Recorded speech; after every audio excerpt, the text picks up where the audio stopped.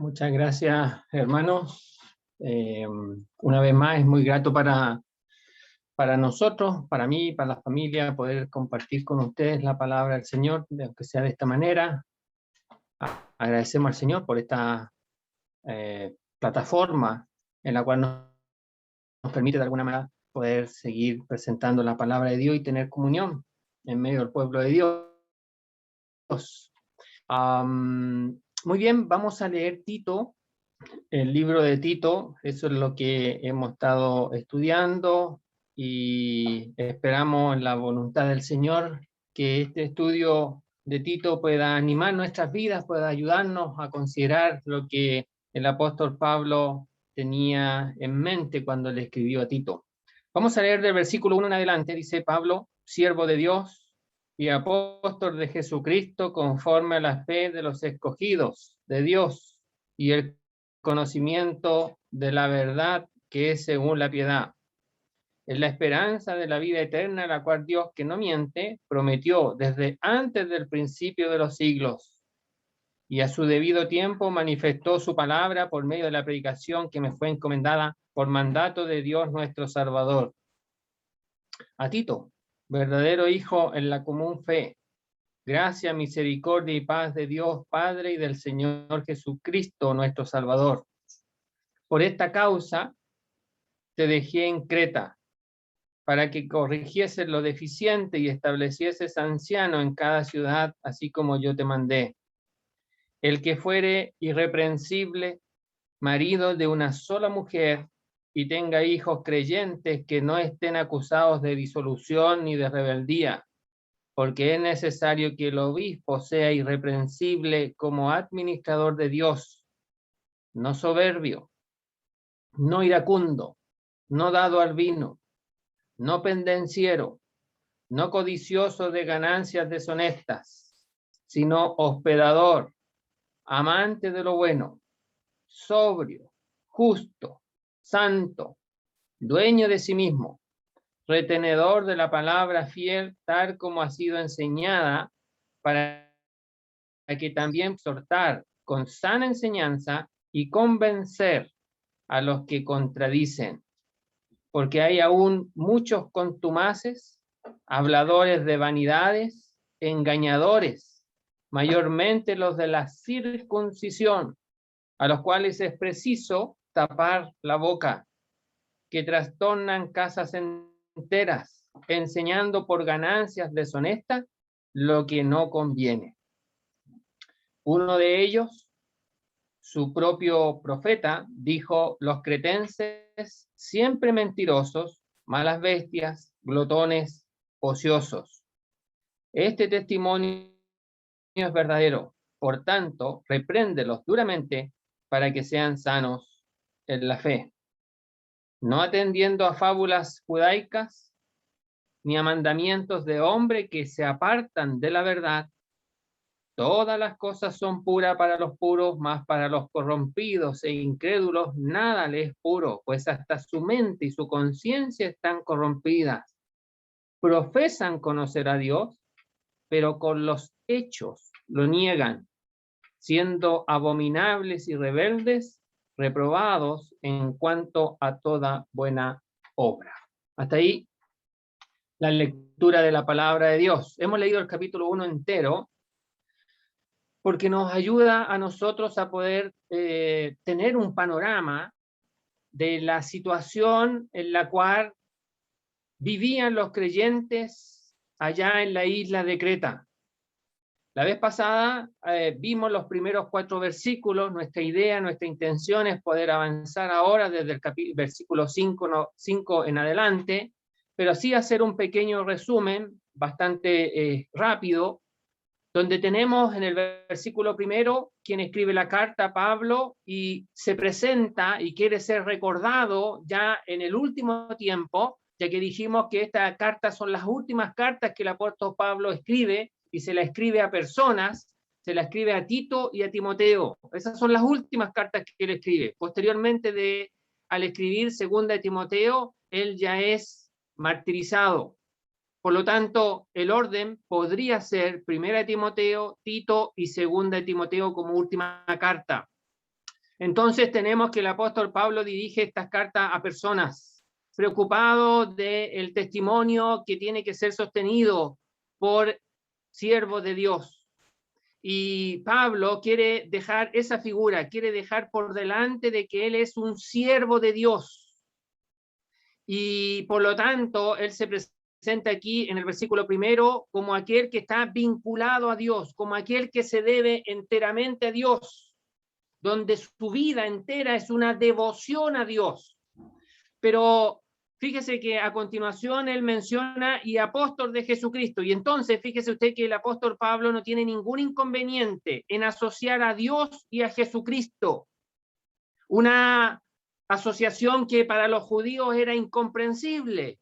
Nunca pudieron entender ni creer que Jesucristo era el Hijo de Dios, era Dios manifestado en carne, y no pudieron nunca entender aquellas expresiones: yo y el Padre uno somos. Entonces, el apóstol Pablo aquí no tiene inconveniente en asociar a Dios y a Jesucristo como aquel al cual él se debe enteramente a ellos. Y no porque sean dos dioses diferentes, sino que son un solo Dios, pero con personalidades, con roles, diríamos nosotros, diferentes. Y entonces él es siervo de Dios y es enviado por Jesucristo, es comisionado por Jesucristo, es apóstol de Jesucristo, es embajador de Jesucristo. Y esa comisión tiene que ver con aquellos que Dios ha salvado. Y es para ayudar a la fe de aquellos que hemos sido salvados por la gracia de Dios. Y entonces el apostolado del apóstol Pablo es para nutrir la fe del pueblo de Dios, de aquellos que hemos creído en Cristo, fíjese usted. Y dice también que es para ayudar a la piedad. Y entonces fíjese que el ministerio del apóstol Pablo se basa en enseñar y dar a conocer la verdad, y esa verdad produce piedad en la vida del oyente que cree. Y entonces fíjese usted que une el apóstol Pablo la palabra de Dios, la verdad de Dios, con vidas piadosas. Es imposible que haya piedad si no hay un estudio serio de la palabra de Dios en la vida de aquel que quiere ser piadoso. Es imposible la piedad sin Biblia. Es imposible la piedad sin un estudio serio de la palabra de Dios. Y por lo tanto, Pablo se encarga de enseñar la palabra de Dios, porque sabe que la palabra de Dios es la que produce la piedad en la vida de aquel que escucha y que asimila lo oído, que hace para sí la palabra de Dios. Y así el apóstol Pablo entonces se presenta en este primer versículo, pero también habla de la esperanza. Y es algo que estamos esperando, el disfrute pleno, que se complete el disfrute pleno de la vida eterna. Hoy recibimos la vida eterna, hoy podemos disfrutar la vida eterna, pero aún con limitaciones. Pero va a haber un tiempo en que la manifestación plena de la vida eterna será una realidad. Pero eso todavía está por venir. Y entonces, mientras tanto, nuestra esperanza está en lo que viene por delante, pero seguimos disfrutando lo que ya tenemos. Y entonces, esa esperanza es algo cierto, es algo seguro, ya que dice: la cual Dios, que no miente, prometió. Y esta vida eterna y esta promesa dada por Dios no pierde su vigencia en el tiempo, ya que dice que Dios prometió desde antes de los principios de los siglos. Y aunque ha pasado mucho tiempo, pero mucho tiempo, esa esperanza sigue estando en pie, sigue siendo fiel, sigue estando vigente, hermanos. Un día no estaremos aquí, un día estaremos en el cielo con nuestro Salvador, disfrutando a plenitud la vida eterna, con cuerpos transformados. Ya no tendremos nada que ver con el pecado, con eso que a veces nos esclaviza, con aquello que a veces nos hace tumbar, nos hace caer en nuestra vida cristiana. Eso ya será historia pasada. Y estaremos disfrutando a plenitud la manifestación de la vida eterna. Y entonces esa manifestación, ese mensaje glorioso, dice que fue manifestado a su debido tiempo. a través del mensaje, por medio de la predicación que le fue encomendada a él, por mandato de Dios. Y entonces aquí tenemos de alguna manera la fidelidad del apóstol Pablo en entregar el mensaje que Dios le encomendó. El apóstol Pablo no cambió el mensaje, recibió un mensaje de Dios y ese mismo mensaje lo comunicó. Y lo comunicó a toda la humanidad que pudo. Y lo expresó en distintos lugares, en las plazas, en las casas, en la sinagoga, por donde andaba, divulgaba el mismo mensaje que Dios le había encomendado. Y entonces, de alguna manera, Dios se fió, encontró un ayudante fiel en el apóstol Pablo. Y aquí tenemos que hacer una reflexión. Y nuestra reflexión es, Dios puede confiar, Dios puede fiarse de nosotros en la exposición de la palabra de Dios. ¿Podemos nosotros entregar el mismo mensaje que Dios nos ha dado en su palabra? ¿Podemos entregar ese mismo mensaje a la humanidad, a los hombres, al pueblo de Dios? Es triste saber cómo en algunos lugares han cambiado el mensaje, cómo en algunos lugares han retocado el mensaje, algunas veces argumentando que estamos en tiempos diferentes, muy diferentes, y este libro se escribió por allá por el año 60, 63 quizá, y ahora estamos en el 2021, entonces la verdad es que hay que actualizar un poquito, retocar un poquito la palabra de Dios, y lo hacen, y no tienen ningún escrúpulo, y lo presentan modificado. Bueno, Pablo no hizo eso. Pero no solamente Pablo, sino que dice versículo 4 a Tito. Y ahora está quien escribió este libro. Y dice de Tito, verdadero hijo en la común fe, gracia, misericordia y paz de Dios Padre y del Señor Jesucristo nuestro Salvador. Y fíjese que ahora dice, y agrega aquí, y nos menciona delante de nosotros a Tito, a quien él ha escrito. Y fíjese que de Tito dice verdadero hijo en la común fe. Y entonces se relaciona con Tito en un sentido espiritual. Es hijo del apóstol Pablo porque probablemente él le predicó el evangelio, Tito escuchó el mensaje de salvación y creyó en Jesucristo como su salvador personal. Y en ese sentido entonces, en el sentido de que Pablo le llevó el mensaje y se convirtió por la predicación del apóstol Pablo, en ese sentido es hijo. No es que el apóstol Pablo lo haya engendrado. El engendramiento viene del cielo, viene por Dios. Pero para el apóstol Pablo fue el instrumento que llevó el mensaje. Y Tito creyó el mensaje.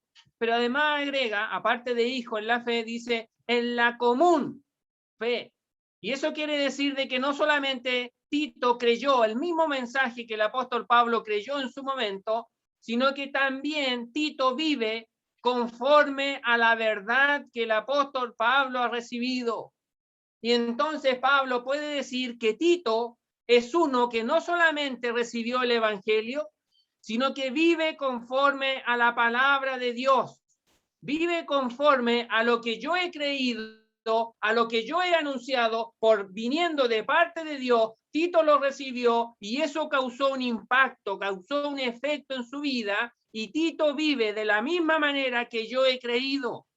Por lo tanto, tenemos una fe no solamente en su inicio, sino que en todo lo que involucra en la vida cristiana una fe en común. Tanto Tito como yo, Pablo, tenemos una fe en común. Y entonces Pablo delega ahora en Tito. De la misma manera que Dios se confió de Pablo, ahora Pablo se confía en Tito. Y entonces tenemos en Tito un creyente fiel que va a enseñar conforme a lo que el apóstol Pablo le ha enseñado a él y que él ha vivido, ha transmitido, ha manifestado en su vida, porque ha creído la palabra de Dios. Eso es lo que hemos tenido aquí en estos 4 versículos. Y se despide, o en realidad menciona la gracia, el saludo normal de aquella época, y para nosotros pareciera que como lo leemos tanto en los comienzos de cada epístola, a veces pensamos que también son palabras común y corriente, pero que en realidad enseña. La gracia enseña que Dios se hace cercano, que Dios contempla al creyente y se hace cercano, se vuelve al creyente. Y fíjese que la paz es la quietud del alma, es saber y creer que tengo un Dios cercano que está a mi lado y que me va a proveer y que me va a guardar y que me va a sostener. Y la misericordia, fíjese usted, es el actuar de Dios en medio de nuestra realidad, de la miseria de nuestro corazón. Dios es un Dios de gracia. Dios es un Dios cercano y que ofrece paz, a pesar de la miseria de nuestro corazón. Y todo eso proviene de Dios, que es Padre, y del Señor Jesucristo, que es nuestro Salvador. Entonces, eso es lo que tenemos en los primeros 4 versículos. Bueno, ahora versículo 5. Fíjese que este libro, Pablo nos va a mencionar cuál es el propósito, o uno de los propósitos de este libro, y lo va a mencionar aquí en el versículo 5. Y entonces nos está ayudando en la comprensión de este libro de Tito. Dice así: por esta causa te dejé en Creta, para que corrigieses lo deficiente y establecieses anciano en cada ciudad, así como yo te mandé.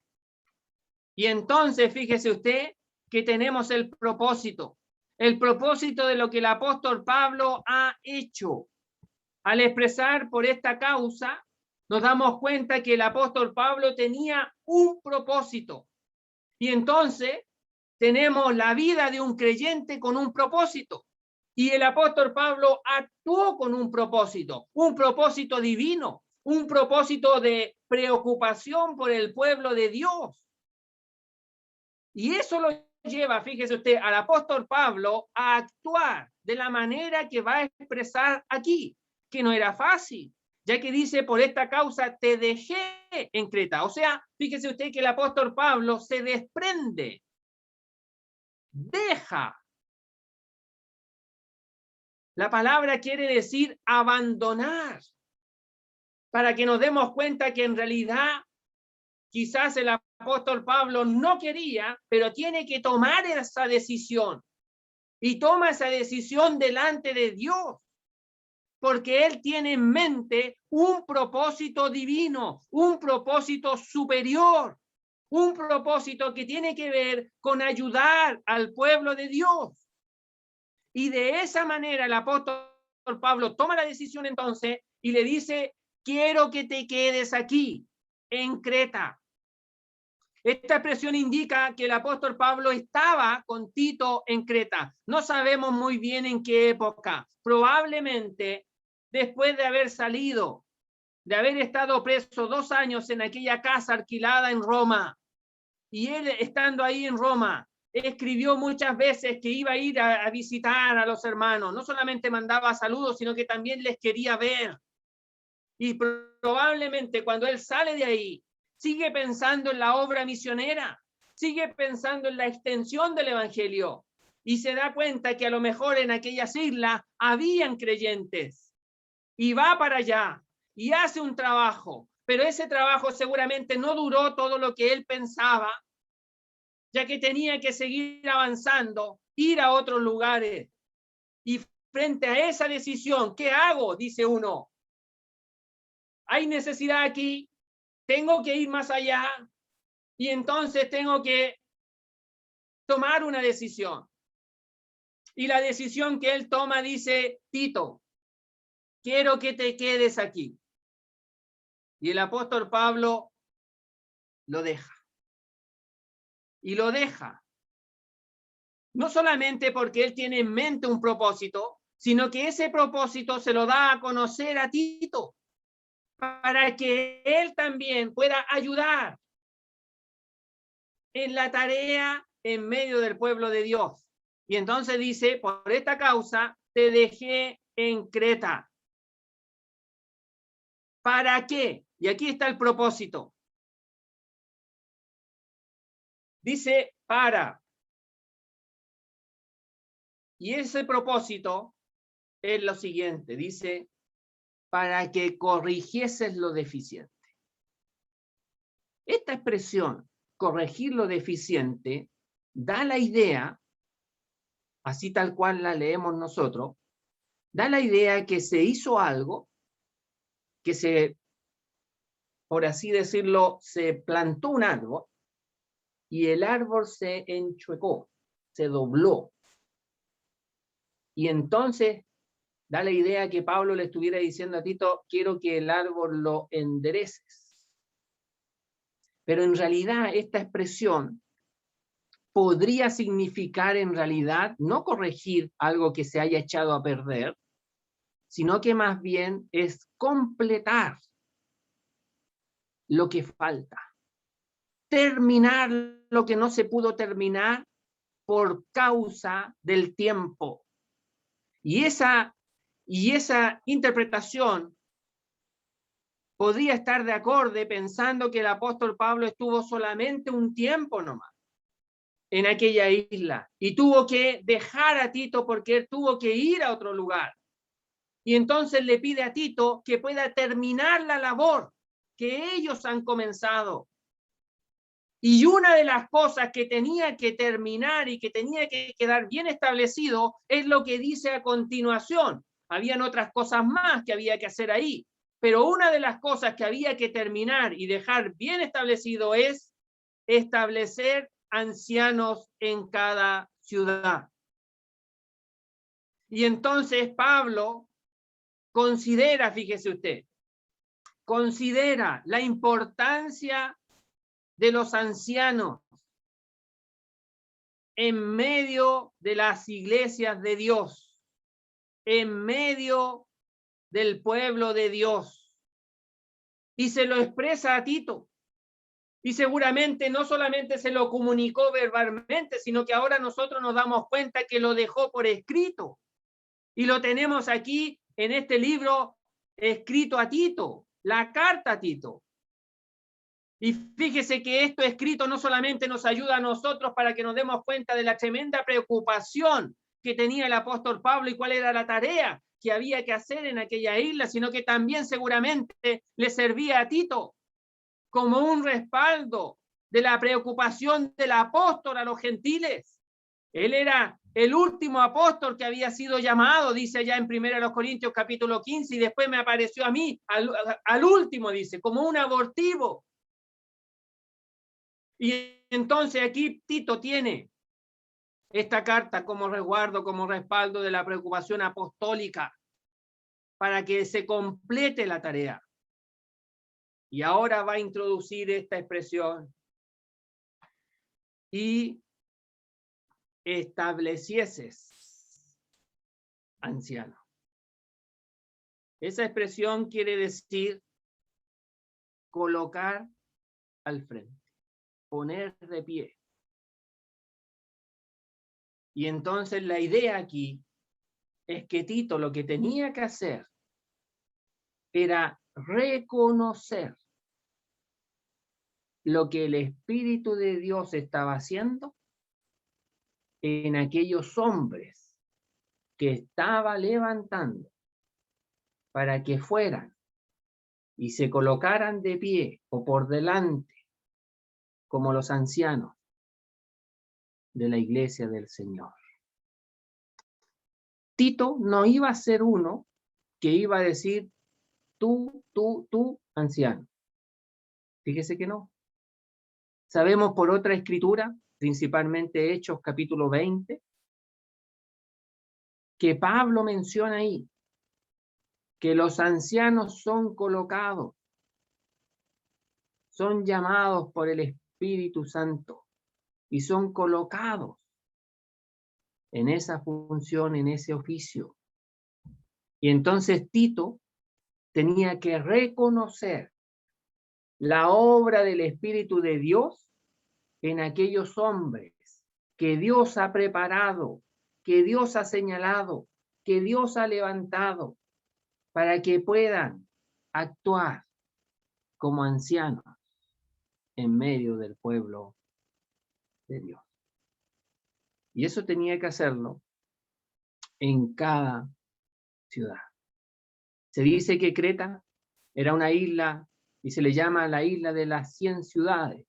Había muchas ciudades en aquella isla y probablemente en varias de esas ciudades había un testimonio, una asamblea, una iglesia. Y Tito tenía que entregarse a esta labor, a esta tarea. Y otra vez Pablo se lo menciona aquí al final, así como yo te mandé o te di la instrucción o te entregué este mandato, esta orden. Y es un mandato apostólico.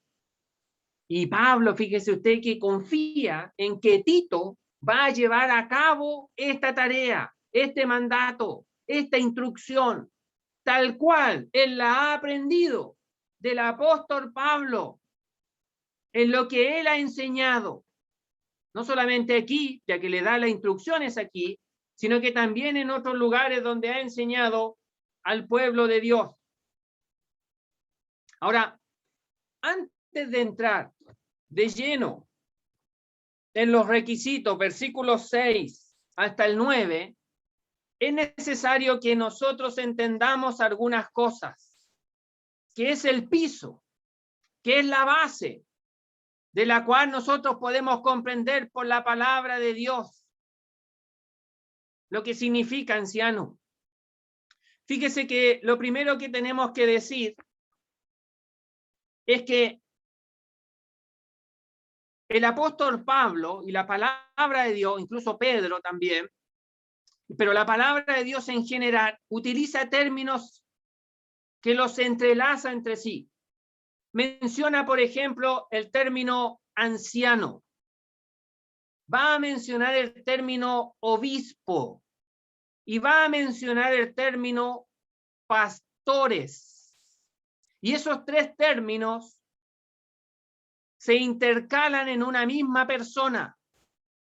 No es que sean tres personas diferentes, uno exclusivamente anciano, otro exclusivamente obispo y otro exclusivamente pastor, sino que son las mismas personas, pero que cada nombre menciona una característica en particular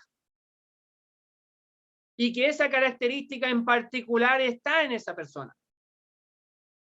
Otra cosa que es importante entender es que en la mayoría de las veces cuando se mencionan estos términos se menciona en plural, salvo cuando está hablando de la característica, porque ahí es en singular.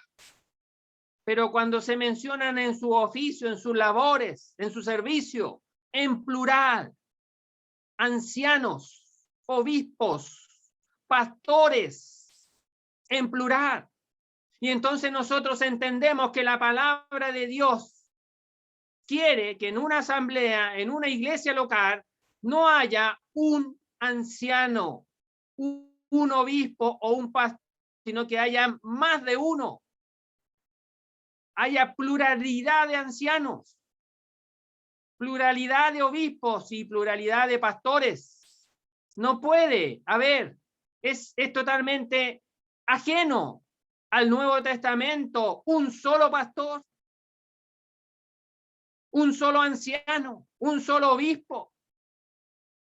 La Biblia menciona pluralidad en eso, en estos hombres. Otra cosa que es necesario entender, hermanos, es que esta lista que se menciona aquí, junto con Timoteo, capítulo 3, y también en Primera de Pedro, capítulo 5, que también se menciona ahí algunas cosas, son complementarias entre sí. Aunque las cartas fueron dirigidas individualmente y seguramente a lo mejor no tenían acceso Pedro a las otras cartas, aunque podríamos pensar que sí también, ya que Pedro menciona que nuestro hermano el apóstol Pablo escribió algunas cosas difíciles, dice, de entender y que algunos tuercen. Entonces probablemente Pedro sí tenía acceso a los escritos del apóstol Pablo. Entonces, pero lo que quiero decir es que estos requisitos se conjugan entre sí, se ayudan entre sí. Lo otro necesario entender, fíjese usted, es que estos requisitos no son para descalificar a los ancianos, a los obispos y a los pastores que ya existen, que ya están, que Dios ya ha colocado, sino que fueron pensados, fíjese usted, fueron dados, y si uno los puede leer y darse cuenta, fueron dados para ver, para darse cuenta quiénes son aquellos que Dios ha levantado y que cumplen estos requisitos para que sean los ancianos, los obispos y los pastores. Es para ayudarnos a nosotros a señalar a aquellos que el Espíritu Santo ha obrado en su vida y ha calificado con estos requisitos. Algunos más, otros menos, pero que tienen estos requisitos. Y entonces nos va a ayudar a nosotros a que nos demos cuenta quiénes son los ancianos, los obispos y los pastores, o aquellos que Dios o que el Espíritu Santo ha levantado para ese servicio. Lo otro que tengo que decir, hermano, es que este oficio o servicio es uno de los más duros, es uno de los más sacrificados que hay, pero que son necesarios. Incluso, hermano, incluso hasta que el Señor venga. Y el Señor entregará, el príncipe de los pastores, entregará coronas especiales para ellos, porque ese oficio, ese trabajo, ese servicio es tan duro, es tan sacrificado, que el mismo Señor les dará una corona especial. Es el trabajo, hermano, es el servicio más sacrificado en medio del pueblo de Dios. Es aquel que tiene que estar ahí. Fíjese que la diferencia entre un don y ser anciano, obispo, pastor de una asamblea es que el hermano que tiene un don va, ministra su don y se va. Y puede ir de iglesia en iglesia ministrando el don que el Señor le ha dado, y eso está muy bien. Y va a nutrir al pueblo de Dios y va a edificar el cuerpo de Cristo. Pero el anciano, el obispo, el pastor, está asociado a una iglesia local y se atañe a los temas de esa iglesia local y ayuda y defiende y colabora y se preocupa de la iglesia local en la cual ha sido puesto por el Señor como anciano, obispo, pastor. Y es una tarea ardua. Fíjese que la palabra anciano significa o habla de madurez. Habla de uno que tiene una experiencia espiritual y que tiene una comprensión espiritual. Entonces, cuando la Biblia menciona anciano, estamos hablando de un hombre maduro, de un hombre que tiene ejercicio espiritual. Por eso dice allá en Timoteo, capítulo 3, no un neófito, no un recién convertido. Necesita crecimiento, necesita madurez, necesita experiencias espirituales como anciano. Pero también se menciona obispo. Y esa palabra significa, algunos la traducen como supervisor, porque es uno que mira por sobre el resto, mira por encima del resto. Una ilustración muy fácil de comprender cuando uno quiere explicar esta palabra obispo es cuando aquel hermano que se sube a la tarima a predicar, él está por sobre el resto y su visión, fíjese usted, su visión es más amplia y su horizonte puede mirar de mejor manera. Y entonces cuando se menciona a un obispo, estamos hablando de una persona que vigila, una persona que mira por la preocupación que está más allá, que viene por allá y que uno la ve desde lejos. Y entonces el obispo es uno que está preocupado por lo que viene y que ve que está allá lejos y que en algún momento se puede acercar. Entonces habla de su función en medio del pueblo de Dios, pero que mira más allá. Está preocupado de lo que va a suceder más adelante. Y entonces es uno que cuida. Es uno que guarda. Y pastor, fíjese usted, el pastor está asociado a uno que guía, a uno que alimenta, a uno que se preocupa por el rebaño. Y uno que va y ve a la ovejita y ayuda a la ovejita. Y la sana si es necesario. Y le trae el alimento si es necesario también. Y entonces apunta al cuidado, apunta a la preocupación. Es uno, el pastor, fíjese usted, es uno que muestra el camino y que transita por ese camino, por el mismo camino de las ovejas. Y entonces es uno que sirve de ejemplo a seguir. Es uno que va por delante y que los demás le seguimos, porque él transita por el mismo camino y él es un ejemplo para nosotros. Y entonces así tenemos la definición de estas expresiones. Quiero decir algo más. En Primera de Timoteo, capítulo 3, versículo 1, que voy a leer. Mire, dice así, comienza así esa expresión. Palabra fiel. Si alguno anhela obispado, buena obra desea. Lo que quiero decir aquí es que el oficio de anciano es un servicio, no es un título, no es un gerente, como un gerente de la empresa, por ejemplo,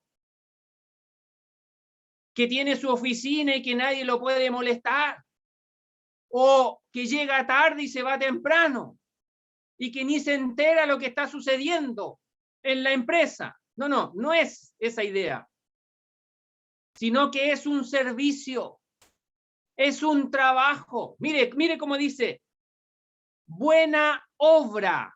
Esa palabra obra significa uno que trabaja, significa uno que se esfuerza, uno que hace una dedicación, uno que invierte tiempo, que hace una tarea, que hace un trabajo.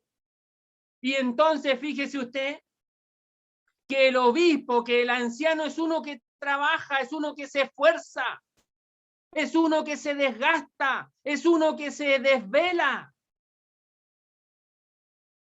porque es un servicio y lo hace con agrado, porque dice aquí, el que anhela es algo que yo deseo intensamente, no es algo que me imponen, sino que es algo que yo deseo delante del Señor.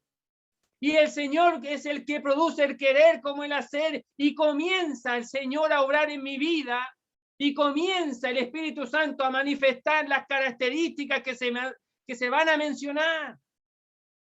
Y ahí está ese creyente sirviendo mucho antes que le digan, porque está manifestando las características y lo hace con agrado, y lo hace con preocupación, y lo hace con esfuerzo, y lo hace invirtiendo mucho tiempo.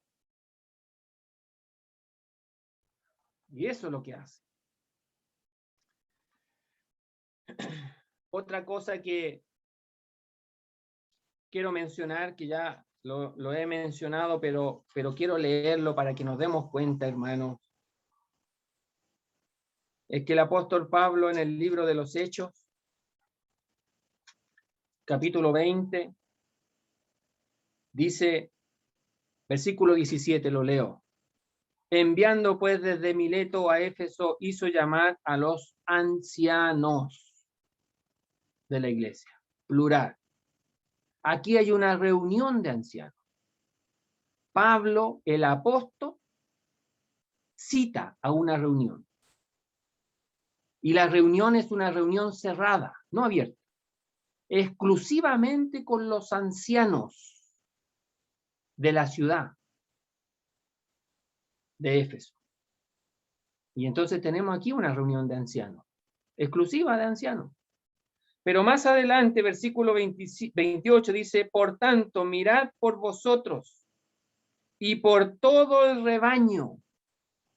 Esta expresión, ¿en qué el Espíritu Santo os ha puesto por obispos? Y entonces los ancianos, se menciona aquí, obispos. A las mismas personas se les dice obispo. Pero mire lo que dice a continuación. Para apacentar, para ser los pastores, quiere decir. O sea, las mismas personas ancianas son obispos y son pastores. Y son pastores de la iglesia del Señor, la cual Él ganó por su propia sangre. Pero también dice que el Espíritu Santo, en que el Espíritu Santo os ha puesto, os ha colocado, os ha entregado. Esa palabra, fíjese usted, colocar, se utiliza para hablar de un depósito. O sea, el Espíritu Santo ha depositado a estas personas como ancianas, como obispos, como pastores de la iglesia del Señor.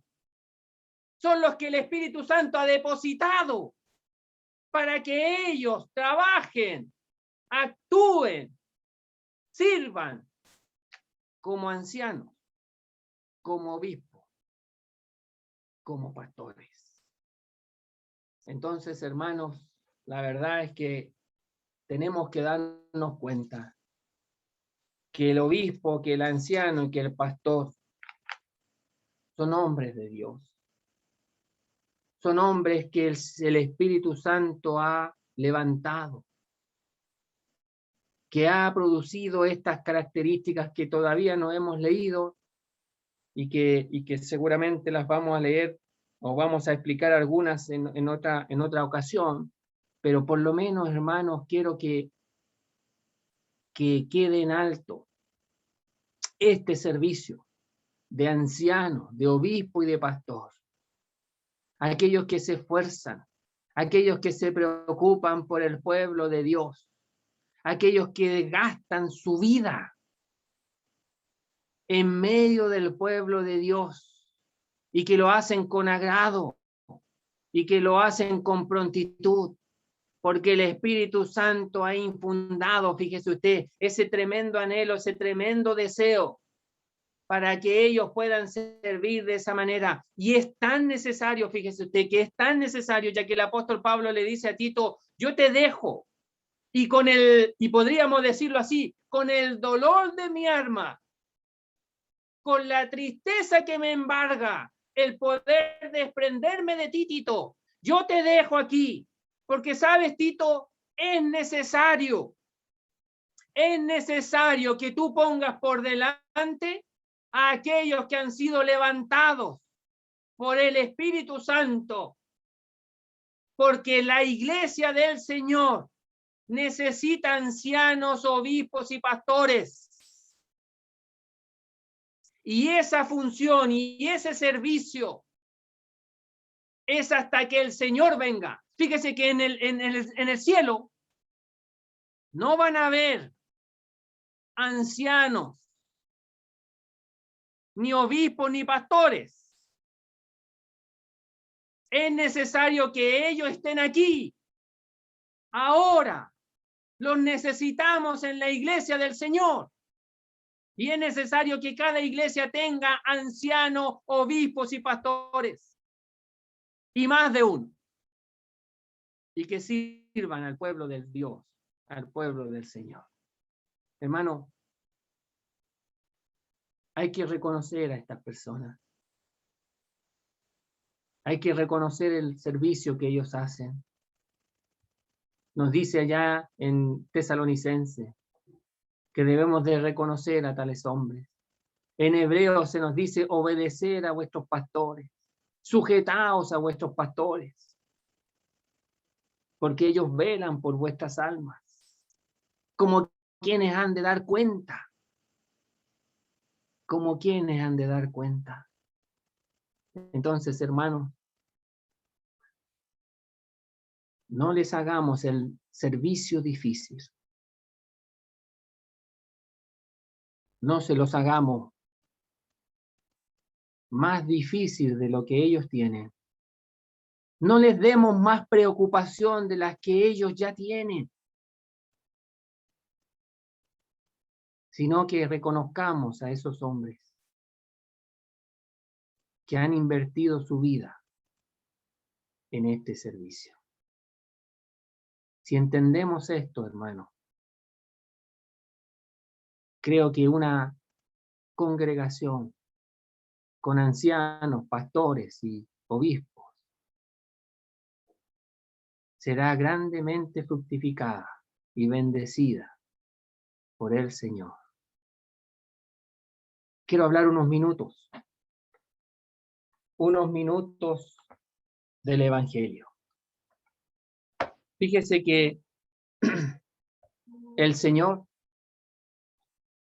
se presenta en el Evangelio de Juan como el pastor. El pastor.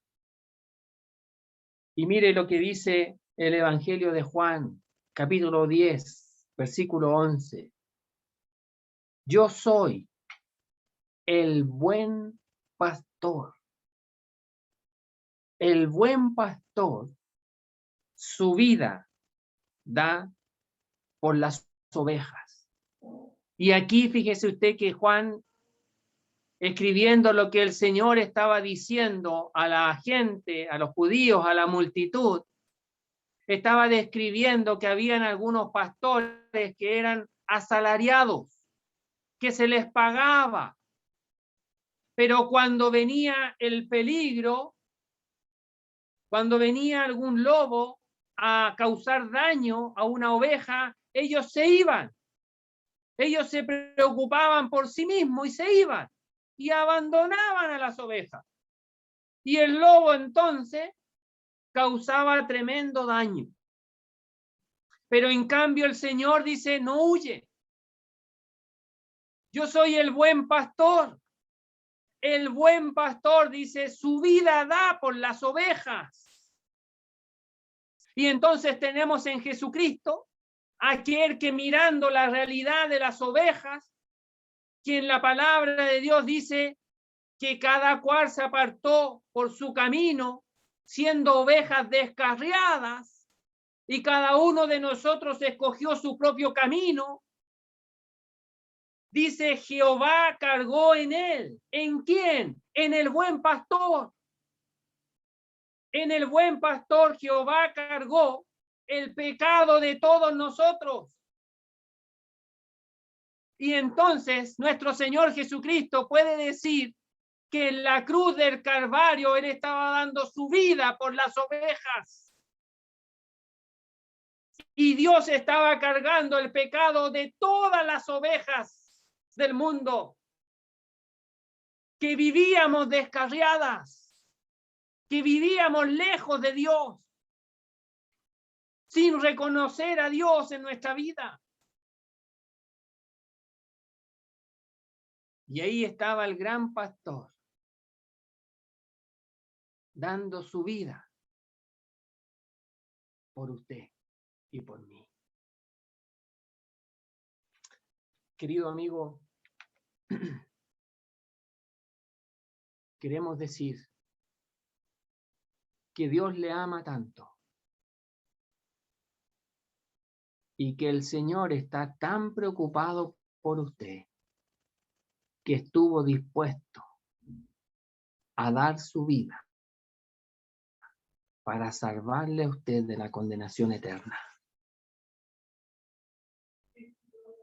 Es la vida del Señor, es la vida del Hijo de Dios, es la vida de aquel que dijo: yo y el Padre uno somos. Es la vida de Cristo. ¿Qué piensa usted de la muerte de Cristo? Fue por usted. Querido amigo, el Señor da su vida y la dio completamente, voluntariamente. Y la palabra de Dios nos dice que Él murió, expiró, fue bajado del madero, fue sepultado en un sepulcro. Lo fue a buscar Nicodemo y José de Arimatea, pidieron el cuerpo y lo llevaron a un sepulcro nuevo, sin uso, y lo dejaron ahí. Pero al tercer día resucitó, fue levantado de entre los muertos y apareció, fíjese usted, apareció vivo a todos aquellos que habían creído en él antes de su muerte. Les apareció a las mujeres, les apareció a los hombres, a muchos, a los apóstoles, a los discípulos, a los apóstoles, a más de 500 a la vez, dice. Y Pablo puede decir: también me apareció a mí. Al final me apareció a mí. Y nos damos cuenta que el Señor se mostró con las marcas de la cruz, estaba, ya que le dijo a Tomás: mira, ve mis manos, coloca tu dedo, coloca tu mano aquí en mi costado. Y Tomás pudo comprobar que era el Señor y que estaba vivo y con las marcas, y puede decir: Señor mío y Dios mío. Y el Señor le dice: sé creyente, bienaventurado el que cree sin haber visto. Y son palabras para ti en esta hora, llegando ya al final de esta reunión. Querido amigo, bienaventurado eres si crees sin ver. Si crees que Cristo Jesús vino al mundo a buscar y a salvar a los pecadores, de los cuales tú eres uno de ellos. Cree en Jesucristo y serás salvo. ¿Cuánto nos gustaría, amigo, que tú te dieras cuenta que Cristo murió por ti, para salvarte a ti? Y si tú creyeras este mensaje y recibieras a Cristo como tu Salvador personal, tendrás vida eterna y un día estarás con el Señor para siempre, nunca más separarte de Él. Estarás con el Señor en la casa del Padre. Es lo que nos gustaría que pudiera suceder en tu vida, que recibas a Cristo por la fe, como un día lo hicimos muchos de los que estamos conectados aquí, reconociendo nuestros pecados. Acudimos a Cristo por la fe y nos salvó. Que el Señor te ayude a considerar estas palabras y a creer la palabra de Dios. Vamos a orar al Señor. Nuestro Dios, nuestro Padre, queremos darte las gracias por tu palabra, nuestro Dios, que hasta el día de hoy ha permanecido con nosotros y nos ha enseñado lo que tu Hijo Jesucristo ha hecho en favor de pecadores perdidos como nosotros. Gracias porque Él vino desde el cielo a buscar a pecadores como somos nosotros. ¿Qué es el hombre para que te acuerdes de él, o el Hijo del hombre para que le visites? Pero ahí tu Hijo vino, se hizo uno con nosotros, participando de la misma naturaleza humana, pero sin pecado, y fue a la cruz y dio su vida. Padre, te damos las gracias porque es el único Salvador dado a los hombres en quien nosotros podamos ser salvos. Ayuda a nuestros amigos, aquellos que aún no han creído, hazles conscientes de su condición delante de ti y llévales a Cristo para salvación. Pero también te damos las gracias, nuestro Dios, porque tú no solamente nos salvas, sino que también nos capacitas para servirte en medio del pueblo de Dios. Y queremos darte las gracias por aquellos hombres que tú has levantado, aquellos ancianos, obispos y pastores que tú has colocado en medio del pueblo de Dios para servir a la iglesia de Dios. Padre, te damos las gracias y queremos rogarte por cada uno de ellos, para que tú les sigas fortaleciendo, para que tú les sigas guiando en su servicio a tu nombre y que ellos puedan honrar ese servicio.